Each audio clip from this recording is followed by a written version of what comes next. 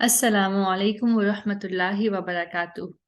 Rabbi इश्रह ली सदरी व यस्सिर ली अमरी वहलुल उक़दतम मिन लिसानी यफ़क़हू क़ौली रब्बि ज़िदनी इल्मा अल्लाहुम्मा फ़क़िहना फ़िद्दीन। क्या हाल है मेरे प्यारे साथियों का? उम्मीद है बिल्कुल ठीक होंगे। प्यारे बच्चों, कल हमने पढ़ी थी सूरह अल मुल्क आयत नंबर 29, जिसमें हमने पढ़ा कुल हुवर रहमानु आमन्ना बिह व अलैहि तवक्कलना, यानी कह दीजिए वही रहमान है जिस पे मैं ईमान लाया और उसी पे हमने तवक्कुल किया, यानी हम ईमान लाए उस पर और उसी पे हमने तवक्कुल किया। आपको पता है, कल जब हमने ये आयत पढ़ी तो मैं इससे आगे ही नहीं जा सकी। मैं इसी आयत के बारे में सोचती रही। जैसे यहाँ पे लिखा है ना, आमन्ना बिह, हम ईमान लाए इसके साथ। तो मुझे लगा कि हम ईमान लाए और हमारा कंपैरिजन है उन लोगों से जिन्होंने इनकार किया, क्योंकि आप देखें सूरह अल मुल्क में अल्लाह ताला ने बहुत ज्यादा जिक्र किया है कफरू का लफ्ज इस्तेमाल करते हुए उन लोगों का जो नॉन बिलीवर्स हैं, जो अल्लाह को नहीं मानते, उसकी हस्ती से इनकार करते हैं, उसकी बातों से इनकार करते हैं। तो मैंने सोचा क्यों ना हम, आप और मैं, आपस में ये डिस्कशन करें कि कफरों के मुकाबले में अल्लाह ताला ने हमें ईमान वाले कहा, तो ईमान वालों की क्या क्या क्वालिटीज होती हैं, उनके ईमान की बेसिक क्या होती है। हम्म?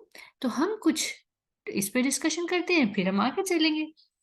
तो बच्चों, सबसे पहले आपको पता है, जब एक इंसान मुसलमान होता है, अल्हम्दुलिल्लाह हम बाय बर्थ मुसलमान हैं, और हमारे ईमान का सबसे पहला हिस्सा है अल्लाह पर ईमान।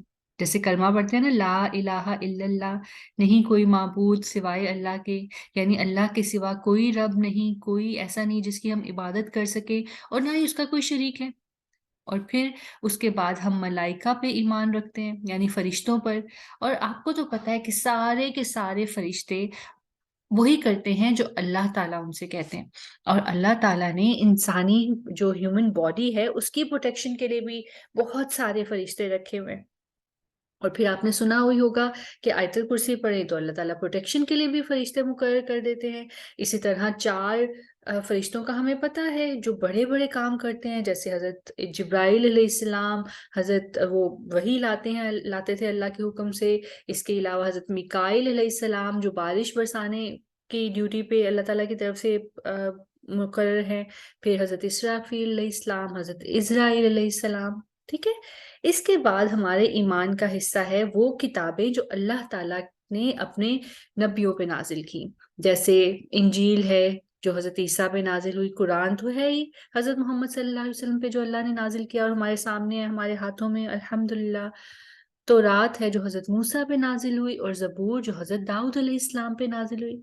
और फिर बच्चों, हमारे सारे प्रॉफिट जिनका हमें पता है, यानी जिनके नाम मेंशन किए हैं अल्लाह ने कुरान में, या हमें अहदीस या हिस्ट्री से पता चलते हैं। और फिर मेन बात, हम क़यामत पे यकीन रखते हैं, है ना, कि हम मरने के बाद अल्लाह के हुक्म से दोबारा जिंदा किए जाएंगे, और फिर हमारा वो हिसाब किताब होगा, फिर जन्नत और जहन्नुम मिलेगी। तो कभी आपने सोचा कि इस ईमान की बेसिक कॉन्सेप्ट्स के अलावा क्या फिजिकल एफर्ट हमें करनी होती है, कौन सी फिजिकली जो हम अल्लाह के हुजूर इबादत करते हैं वो कौन सी है जो अल्लाह को बहुत पसंद है। कुछ बच्चों को पता तो होगा डेफिनेटली, वही वाली इबादत जो हम दिन में 5 दफा करते हैं। बिल्कुल बच्चों, यानी कि वो इबादत है नमाज, यानी सलाह। सलाह हम दिन में 5 दफा अदा करते हैं ना, सुबह शाम 5 दफा। ठीक है। तो आए हम देखते हैं कि जो सलाह है उस क्यों इतनी इंपॉर्टेंस है। देखिए, आपको अम्मी अब्बू कहते होंगे ना हर वक्त नमाज पढ़ लो, और आपको कभी कभी चिढ़ भी होती होगी, आप इरिटेट होते होंगे, क्या मुसीबत है, हर वक्त नमाज पढ़ लो का कहते रहते हैं, मेरा नहीं दिल चाह रहा नमाज पढ़ने का। मुझे लगता है इसमें आपका भी कोई कसूर नहीं, क्योंकि आपको तो इम्पोर्टेंस पता ही नहीं थी।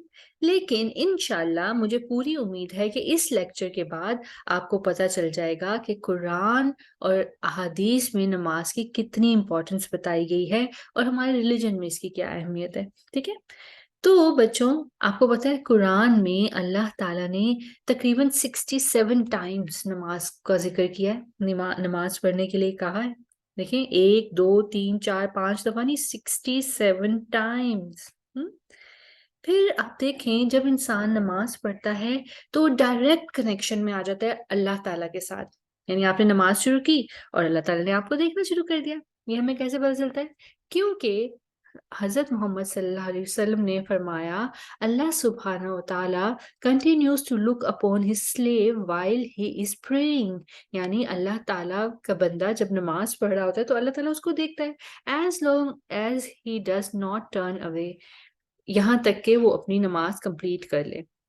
اور یہ نسائی کی حدیث ہے۔ دیکھیں آج کل کے زمانے میں تو ڈائریکٹ کنیکشن سمجھنا بہت آسان ہے، وائی فائی کا تو آپ کو سب کو پتا ہے، وائی فائی جس کے پاس ہے وہ ڈائریکٹ کال کر کے آڈیو ویڈیو کال کر کے کسی بھی کونے میں دنیا کے کسی بھی حصے میں ہو تو وہ کنیکٹ کر سکتا ہے اپنے ریلیٹیو سے، اپنے فرینڈ سے، چاہے وہ کہیں بھی ہو۔ تو آپ سوچیں اللہ تعالیٰ آسمانوں پہ سے اپنے بندے کو دیکھتا ہے جو نماز پڑھ رہا ہوتا ہے۔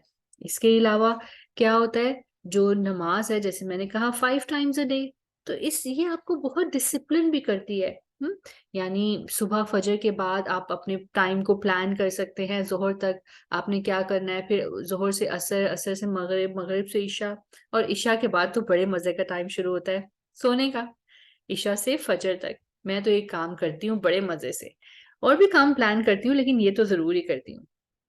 تو بچوں ایک اور بات جو نماز کی ہمیں امپورٹنس ظاہر ہوتی ہے جس سے، وہ یہ کہ آپ دیکھیں نماز جو ہے وہ کافر اور مسلمانوں میں ڈفرینشیٹ کرتی ہے۔ کیسے؟ حضور صلی اللہ علیہ وسلم نے فرمایا، حدیث کا مفہوم ہے کہ کافر اور مسلمان کے بیچ فرق کرنے والی چیز نماز ہے، اور جو کوئی اس کا انکار کرتا ہے وہ ڈس بلیور میں کاؤنٹ ہو جاتا ہے۔ تو بچوں جیسے اگر آپ کہیں گھومنے جائیں اور وہاں پہ کافی سارے لوگ ہوں، جب نماز اذان ہوتی ہے تو سب مسلمان نماز پڑھنے لگ جائیں گے اور کافر نہیں پڑھیں گے، تو اس طرح ایک طرح سے فرق بھی ہو جاتا ہے نا، پتہ چل جاتا ہے کون مسلمان ہے اور کون نان مسلم۔ اور ایک بڑی اہم بات جو نماز پڑھنے سے ہوتی ہے وہ یہ کہ شیطان بھاگ جاتا ہے۔ اللہ تعالیٰ کے رسول حضرت محمد صلی اللہ علیہ وسلم نے فرمایا، ان کی حدیث کا مفہوم ہے جب اذان ہوتی ہے تو آواز سن کر شیطان بھاگ جاتا ہے۔ جیسے اگر کسی کو کراٹے آتے ہیں تو وہ کراٹے سے کیا اینیمیز کو بھگا سکتا ہے نا، تو آپ اذان کی آواز ہوئی اور شیطان تو فوراً بھاگ جاتا ہے۔ اس کے علاوہ بھی نماز پڑھنے کے بہت سارے فائدے ہیں، جیسے آپ نے ایک بہت فیمس حدیث ہے کہ نماز جنت کی کنجی ہے، یعنی کی ہے۔ تو آپ سوچیں اگر آپ اپنے گھر سے باہر گئے ہوئے ہیں اور واپس آئے ہیں لیکن آپ کے پاس چابی ہی نہیں ہے گھر کے گیٹ کی، تو آپ کیسے اندر داخل ہوں گے؟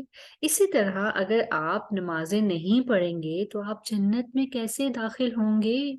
کیونکہ نماز کا سوال تو بہت اہم ہے جو اللہ تعالیٰ نے کرنا ہے، تو اگر آپ نماز نہیں پڑھتے تو اللہ تعالیٰ کو کیسے بتائیں گے کیوں نہیں پڑھی؟ تو جب بھی آپ کو نماز پڑھنے سے سستی ہو تو یہ بات ضرور سوچنی ہے۔ اس کے علاوہ آپ نماز کو بہترین کیسے بنا سکتے ہیں، بیٹر سے بیسٹ کیسے کر سکتے ہیں؟ اس کے لیے آپ یہ بھی حدیث سے پتہ چلتا ہے نا کہ جو اچھے سے وضو کرے گا اور نماز پڑھے گا تو اس کی نماز بیسٹ ہوگی۔ ٹھیک ہے، مسواک کر کے نماز پڑھیں وہ بھی بہت اچھی پسندیدہ نماز ہے۔ اور آپ نے وہ حدیث تو سنی ہوگی جس کا مفہوم ہے کہ حضرت محمد صلی اللہ علیہ وسلم قیامت کے دن حوض کوثر میں ہمارے جو وضو کے باڈی پارٹس ہوں گے نا جن پہ ہم وضو کرتے ہیں وہ چمک رہے ہوں گے، اس کی وجہ سے مسلمانوں کو پہچان جائیں گے۔ تو اچھے سے وضو کریں، مسواک کریں اور نماز پڑھیں، اللہ تعالیٰ کو انشاءاللہ بہت پسند آئے گی۔ پھر حضور صلی اللہ علیہ وسلم کی سنت سے ہمیں پتہ چلتا ہے کہ جب بھی حضور صلی اللہ علیہ وسلم کسی مشکل میں ہوتے تھے تو فوراً نماز پڑھتے تھے۔ اور پھر جنت میں نماز پڑھنے والوں کے لیے ایک اسپیشل ڈور ہوگا جس سے صرف وہ لوگ داخل ہوں گے جو نماز پڑھتے ہیں۔ اور ایک سب سے اچھی چیز جو ہمیں حدیث سے پتہ چلتی ہے وہ یہ ہے کہ جو بھی اپنی نماز کو اچھے طریقے سے پڑھے گا، اس کا خیال رکھے گا، تو ایسے ہی لوگ جو ہوں گے وہ جنت کے وارث ہوں گے، یعنی جنت انہی کی ہوگی۔ کتنے مزے کی چیز ہے نا۔ تو بچوں یہاں پہ میں آپ کو بتا رہی ہوں پریئر ٹائم جو کبھی کبھی کیا ہوتا ہے کہ آپ چھوٹے ہیں نا، آپ بھول جاتے ہوں گے اپنے کھیل میں، اپنی پڑھائی میں یا اور مصروفیت میں. تو یہاں پہ میں آپ کو مین چیز بتا دیتی ہوں جس سے آپ کو باہر دیکھ کے خیال آ جائے گا کہ اب کس نماز کا ٹائم ہے. جیسے صبح تو آپ کو پتا ہے فجر کا ٹائم ہوتا ہے، آپ سو کے اٹھتے ہیں. پھر جب اسکول سے واپس آتے ہیں تو سب سے پہلے کوشش کریں اپنی ظہر کی نماز پڑھیں، کیونکہ آج کل اسکول کے ٹائمنگ ہی اتنے زیادہ ہوتے ہیں. اگر 2:30 پہ بھی آپ گھر آتے ہیں تو نماز کا ٹائم ظہر کا ختم ہونے والا ہوتا ہے، تو جلدی سے اپنی نماز پڑھیں. پھر تقریباً 4:30 5 o'clock آج کل کے حساب سے.